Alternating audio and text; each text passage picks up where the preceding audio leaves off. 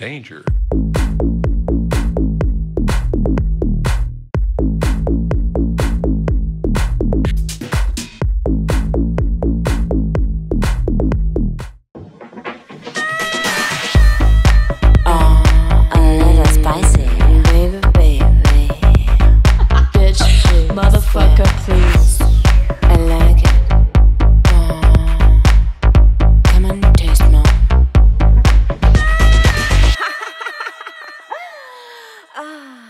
Olá, corações! Mais uma semana e eu continuo bela. Sejam novamente muito bem-vindas e bem-vindos ao Cabaré da Lapuia. Hoje a gente vai ter uma conversa sobre transmasculinidades com o Lan Matos aqui com a gente. O Lan, ele trabalha no Instituto Brasileiro de Transmasculinidades aqui no Distrito Federal. E ele vai conversar um pouquinho sobre o trabalho dele e sobre a vida dele. Tudo bom, Lan? Tudo ótimo. Seja muito bem-vindo. Obrigado. Olha só, eu queria que você começasse explicando para as pessoas em casa como é que funciona o trabalho do Instituto. O Instituto Brasileiro de Transmasculinidades, ele é um instituto que trabalha a fim de promover cidadania, direitos para homens trans. O Instituto tem o nome de Transmasculinidades porque a gente entende que não existe um modelo para ser homem e nem para viver como homem. Então a gente entende que cada homem transexual, ele tem sua masculinidade e a sua maneira de viver ela. Então isso é individual. A gente tem homens trans que são gays, a gente tem homens trans que são bissexuais, que são heterossexuais, que são homens trans que se designam não binários. Então assim, porque a gente não segue um modelo específico, porque a gente vem para transformar mesmo. Nós ressignificamos os nossos corpos e as nossas vivências masculinas enquanto homens. Quando foi que você se aceitou, na verdade, quando foi que você percebeu que você era um homem trans? Olha, se eu for puxar pela memória, eu já percebia traços dessa minha masculinidade, dessa minha transexualidade, desde muito novo, desde criança. Mas eu só fui descobrir o que era isso, o que era transexual, homem ou mulher transexual, lá pelos meus 22, 23 anos. E eu falei, eu sou transexual porque eu conheci um rapaz que era trans. Falei assim, é isso mesmo que eu sou.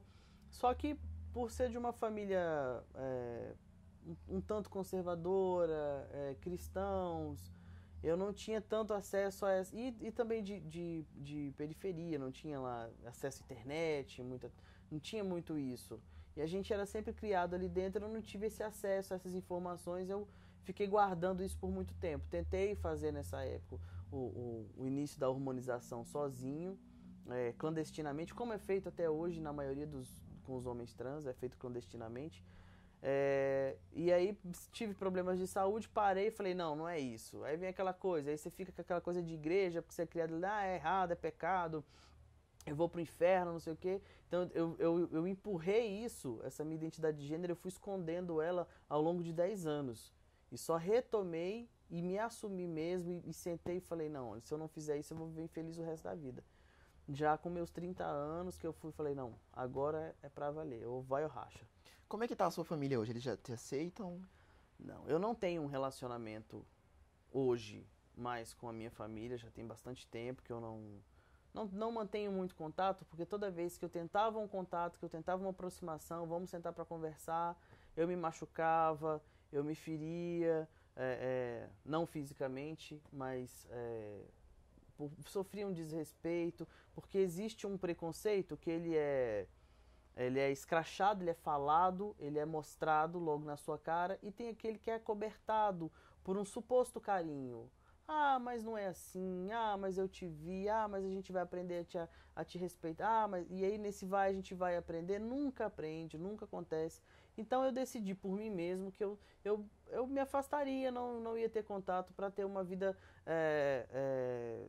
psicológica mesmo, mental, saudável. Você precisa se preservar. Precisava. Então eu decidi por isso. Se um dia alguém quiser, não tô fechado a eles. Mas se um dia eles quiserem chegar e falar, né? Então, você tá bem? Tô ótimo. Ponto, acabou. É isso. Não, sem muita intimidade. Que às vezes eu acho que a relação com a família, não sempre, não é uma regra, às vezes é isso mesmo.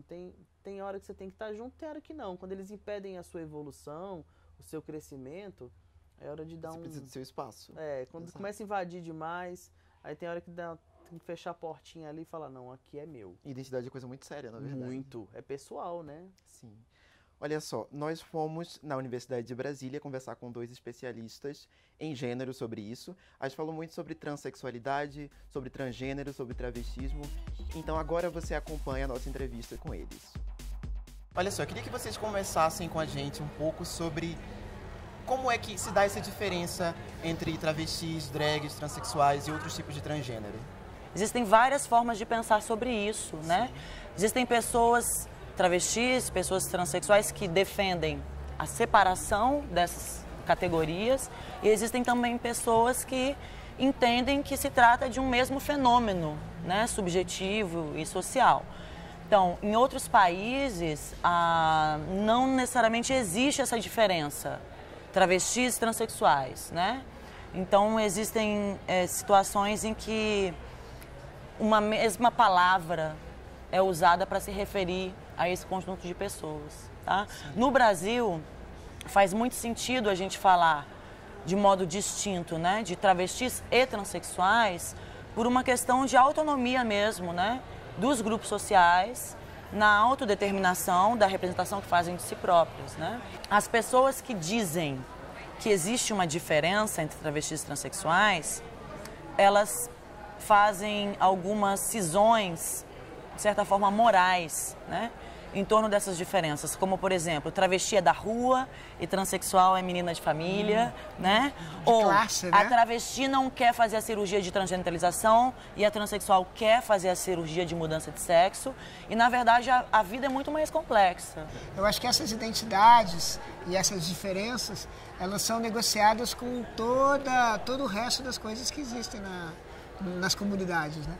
Então, eu dizia o seguinte, que tem a pegada tem 3 pegadas, né?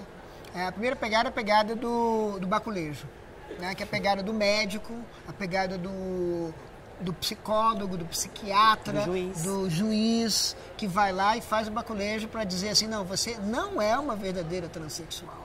Porque, por exemplo, você está pintando, um caso que aconteceu em Brasília uns anos atrás, você pinta suas unhas de azul. Ah, não, azul não é assim, porque uma mulher nunca pintaria as unhas de azul. Então você não é uma mulher num corpo de um homem. O baculejo é simplesmente uma categoria essas categorias são só para as pessoas de fora controlarem, digamos, toda essa esquisitice, toda essa coisa disforme, tentar colocar elas em caixinhas. Então, aí você tem a pegada do saculejo, de dizer assim, pouco importa, que T, que L, que G, que B, que I, que não importa, entende? Essas letrinhas todas, põe elas no ralo, né? Essa é a segunda pegada. Agora tem a terceira pegada, que eu acho que a Tatiana falou, que é uma pegada que tem que ser respeitada e que coloca em xeque as 2 primeiras, em particular a segunda, que é a adoção, né? De repente a pessoa quer se definir como travesti, a pessoa se identifica com aquela luta, entende? Não importa o que acontece, o que ela tem entre as pernas, não importa que operação ela fez, que transição ela fez, mas a pessoa se sente, se define, se descreve fazendo uma transição.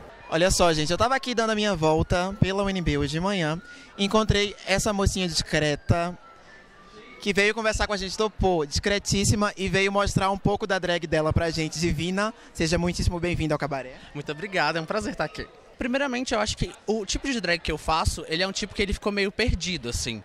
Porque era um tipo muito forte no começo, no final dos anos 80, dos anos 90 e durante o movimento clubber, que é o genderfuck. E com, acho que a ascensão de RuPaul's Drag Race e tal, que virou meio que uma bíblia drag, a maioria das drag queens perdeu essa referência da experimentação e de brincar mais com o gênero. De não ter essa necessidade de ser uma drag queen feminina, porque eu não sou nem fudendo e nem quero ser. E eu acho muito importante trazer isso para a cena de Brasília, e eu influencio as minhas filhas a fazerem o mesmo. E o requisito para fazer parte da minha família é simplesmente você ser uma pessoa criativa e extremamente ativa, e pensar bastante e trazer alguma coisa a mais com a drag, do que simplesmente ser uma drag bonita. Porque eu acho que beleza é muito fácil de fazer. Agora fazer isso, meu amor. Motherfucker, please. Bom, agora voltando aqui. Lan, eu queria que você me falasse, se você puder fazer uma lista de quais são as principais coisas na sua vida prática que atrapalham por você ser um homem trans. Olha, uma coisa bem que era para ser prático e que atrapalha muito hoje é não ter o nome retificado.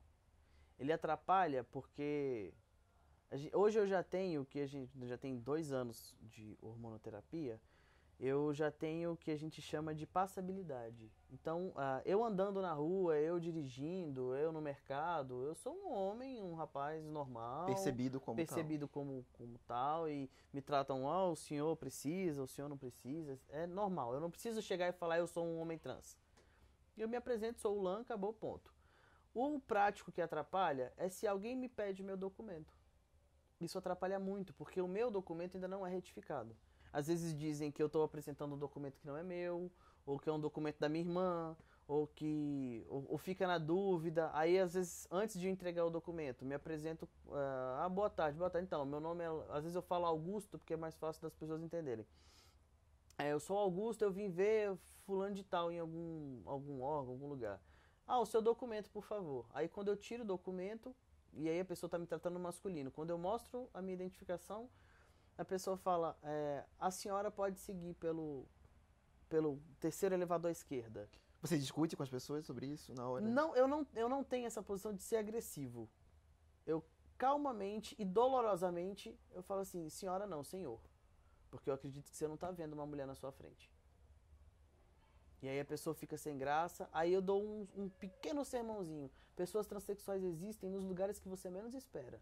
Pessoas transexuais existem nos lugares que você menos espera. Você teve algum problema com o uso de banheiro? Isso é muito recorrente.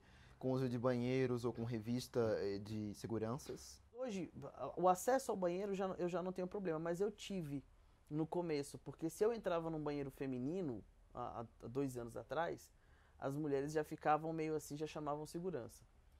Tem um menino no banheiro, e às vezes uma senhorinha... E você já tinha começado o seu tratamento? Já, nos 6 primeiros meses, porque a partir do 6º mês mais ou menos pra frente, eu já tinha um sinal de barba, então já passava mais, mesmo que parecesse um homem adolescente, com barba nascendo, já passava. Olha só, normalmente quando se fala em transexualidade, as mulheres estão mais representadas na mídia, de uma forma geral, aparecem mais mulheres trans. O que você acha disso? É um mérito delas, porque o movimento de mulheres trans, ele já está aí há praticamente 30 anos que o movimento de mulheres transexuais vem crescendo, vem caminhando. O movimento de homens trans tem mais ou menos 10 anos. E só há mais ou menos 2 anos e meio, 3 anos, é que ele tem vindo com mais força, com mais representatividade, os homens com menos medo de se mostrar homens trans. Então, assim, é um movimento muito novo. Nossa conversa foi muito esclarecedora. Espero que para todo mundo. E, claro, é muito trabalho mostrar para as pessoas que as pessoas transexuais estão aí, sim, que elas participam da sociedade, da vida social, e que elas precisam ser tratadas como as pessoas que elas são, não como que o mundo imaginou que elas fossem, com não certeza. Bom, a gente fica por aqui. Foi um prazer muito grande ter você aqui. Imagina, o prazer foi meu. Muitíssimo obrigada. Eu que fico agradecido. É isso, gente. Até a próxima semana. Eu sou estudante da UNB. Eu sinto falta de ver alunas travestis na UNB. Acho que muitas vezes elas não chegam até a universidade porque, inclusive, o preconceito faz com que elas desistam da escola antes. Que eu não tenho uma vivência muito próxima com o universo LGBT. Eu acho o universo muito interessante e eu acho que essa vivência também não é só da minha parte, que eu não chego até eles, mas é que eles e elas também não chegam até mim. Que a apresentadora é majestosa e que eu stalkeio ela, é isso. Eu acho que dentro da universidade a gente tem um espaço de debate muito bom e é um espaço que não é aproveitado para pensar em formas de mudar essa realidade.